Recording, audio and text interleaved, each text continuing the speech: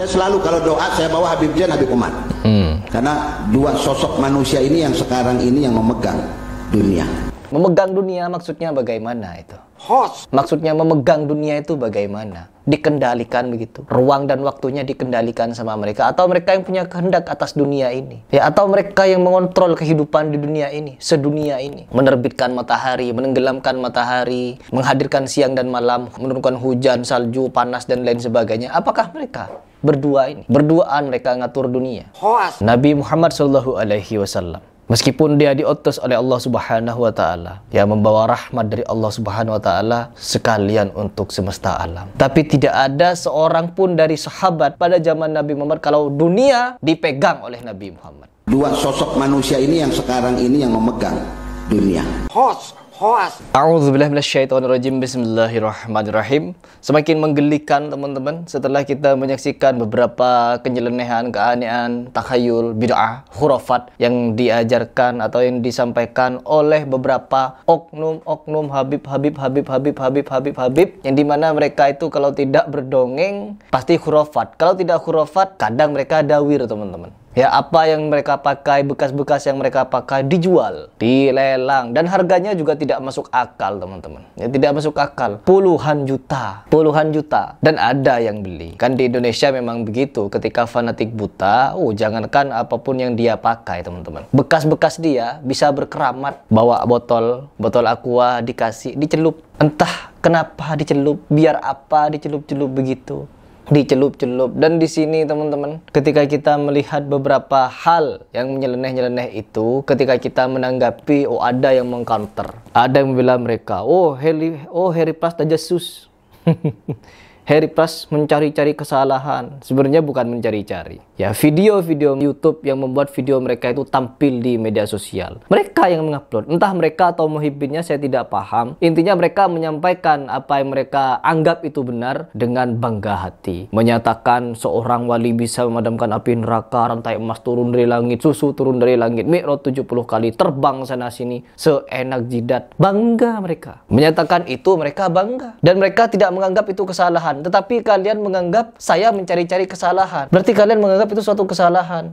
Dan saya pribadi di sini tidak pernah mencari-cari. Ketika ada video lewat, kadang ada netizen yang share kepada saya, Mas Heri, coba bahas ini. Ya, saya bahas satu-satu teman-teman. Ini juga banyak yang meminta saya untuk membahas LDII. Banyak yang minta saya untuk membahas LDII teman-teman. Tetapi saya masih belum mau untuk membahasnya. Karena kita fokus kepada habaib dulu ini. Karena merekalah yang selama ini seolah-olah memegang kendali di Indonesia di dalam peragamaan ini. Apapun yang mereka fatwakan teman-teman, seolah-olah benar. Semuanya wajib diikuti. Satu komando. Saya dulu satu komando dengan apa yang difatwakan oleh Habib Rizik Syihab. Disuruh demo ke sana ikut. Harry Plus ikut teman-teman. Ikut demo sana sini. Ya Allah, biar kalian tahu kalau saya juga pernah ikut-ikutan hal seperti itu. Ketika kita mengkaji itu lebih dalam, melihat kenapa sih orang-orang Salafi itu tidak mau demo-demo, tidak menganjurkan jemaahnya demo-demo dan lain sebagainya. Oh, ternyata begini, mudaratnya begini. Sikap kita kepada Amir begini, cara menasihati begini. Ada tata caranya teman-teman, bukan dengan cara demo-demoan seperti itu. Akhirnya apa? Saya banyak berpikir dari fatwa-fatwa orang Salafi. Dan saya ngaji meskipun diam-diam dulu, karena saya takut dijuluki Wahabi. Dan akhirnya apa? Ketika saya banyak melakukan pembelaan terhadap orang-orang atau ustadz-ustadz Salafi, dijuluki Wahabi lah saya. Ya sudah, sekalian nyebur saja. Biar tidak abu-abu. Orang yang menilai saya Wahabi silahkan. Yang mau menilai saya seorang Muslim silahkan. Bahkan mau mengkafirkan saya silahkan juga. Karena memang tidak sedikit yang menghalalkan darah saya. Yang mau ngancam bunuh-bunuh saya itu ada banyak teman-teman. Tetapi ya begitulah. Fanatisme merusak akal sehat. Dan di sini teman-teman, kenapa saya masih mau membahas habaib-habaib ini? Karena ada suatu statement yang katanya ada dua tokoh habaib yang memegang dunia. Dunia ada di tangan mereka. Pokoknya mereka mau apakan dunia ini terserah mereka teman-teman. Dan mereka ini harus dijaga, dimuliakan. Bahkan ketika kita berdoa, jangan pernah lupa menyebut nama mereka. Bawa nama mereka untuk bertawassul. Begitu. Ya Allah, memegang dunia. Biar ini terjadi fitnah, coba kita simak videonya seperti apa. Agar kalian sama-sama tahu. Saya selalu kalau doa, saya bawa Habib Zain, Habib Umar. Saya selalu kalau berdoa, saya bawa Habib Zain dan Habib Umar.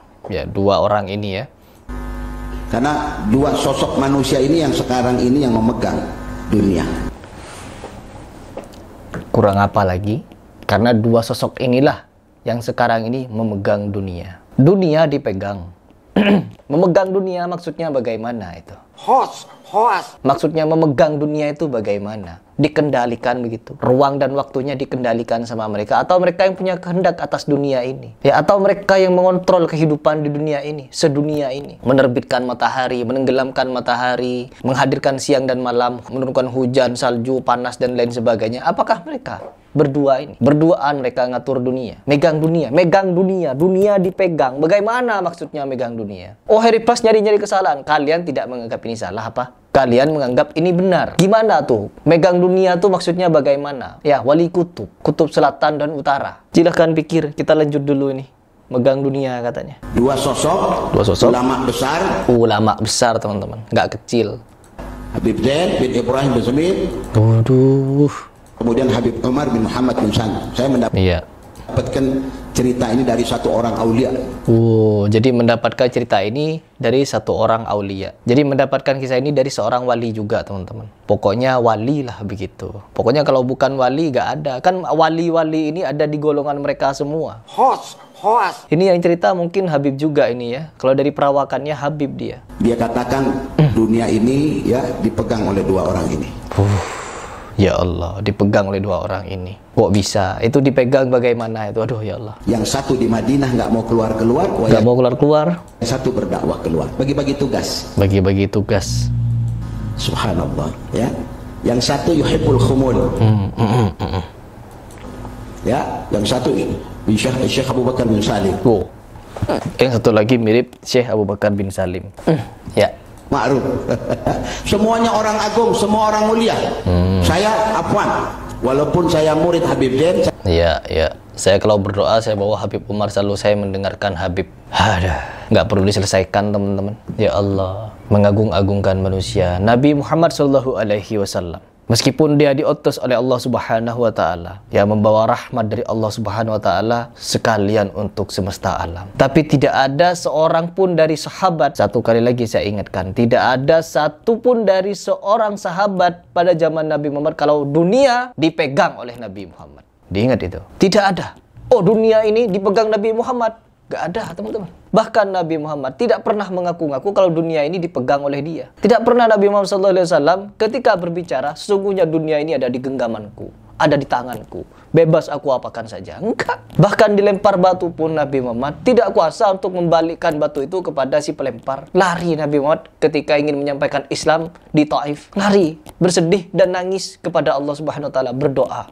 Apa itu? Bukti kalau Nabi Muhammad tidak seonggok-onggok gitu mengaku sebagai orang yang megang kendali dunia. Memegang dunia. Apapun yang kalian ceritakan pasti melampaui Nabi. Keluar masuk surga. Kalah Nabi Muhammad. Mi'raj 70 kali. Nabi hanya sekali. Oh, mereka berdalih as-salatu mi'rajul mu'minin. Enggak, teman-teman. Bukan seperti itu konsep ketika orang ini mengaku-ngaku bisa mi'raj, lalu ketika dia mengaku pernah Mi'raj 70 kali. Ingat kalimat pernah. Berarti sebelum pernah itu tidak pernah, dan setelah pernah tidak pernah lagi. Kalau mengartikan sholat, artinya Abu Bakar bin Salim sehari sholat 70 kali dan Mi'raj. Setelah itu gak sholat-sholat lagi. Begitu. Kalian mau membela, tetapi dengan cara yang seperti itu. Allahu Akbar. Hebat, teman-teman. Ketika Habib Umar ini datang ke Indonesia, ya seperti ini sikapnya. Diagung-agungkan, dianggap sesuatu yang sangat luar biasa hadir di Indonesia. Sampai orang nangis-nangis, teriak-teriak, histeris, teman-teman, melihat Habib Umar. Tapi ketika beliau di Mekah, tidak ada satupun jemaah yang lalu lalang nyamperin beliau, cium tuh tangan. Gak ada. Jalan beliau itu di Mekah. Ya, ada di Mekah, gak ada tuh orang-orang histeris seperti yang ada di Indonesia. Jadi itulah perbedaan. Kita sebagai orang Muslim harus apa di sini? Mengingatkan, tidak boleh gulu, tidak boleh fanatik, tidak boleh berlebih-lebihan, tidak boleh mengagung-agungkan orang secara seperti ini sampai mengatakan dunia digenggam. Nabi Muhammad tidak pernah menyatakan kalau dunia ini digenggam oleh beliau. Enggak. Yang memegang kendali dunia Allah, bukan habaib. Ya Allah. Oh, Harry Plus mencari-cari kesalahan. Silahkan bilang seperti itu. Saya tidak peduli. Yang penting netizen yang nonton video saya dapat berpikir. Ya, bisa berpikir sebenarnya saya itu mencari kesalahan atau memang kesalahan mereka yang muncul ke permukaan dan direaksi oleh banyak orang. Bukan cuma melalui video yang seperti saya buat, tetapi juga melalui ketikan komentar. Silahkan kalian berkomentar di bawah. Apa pendapat kalian mengenai dua orang yang katanya memegang kendali dunia?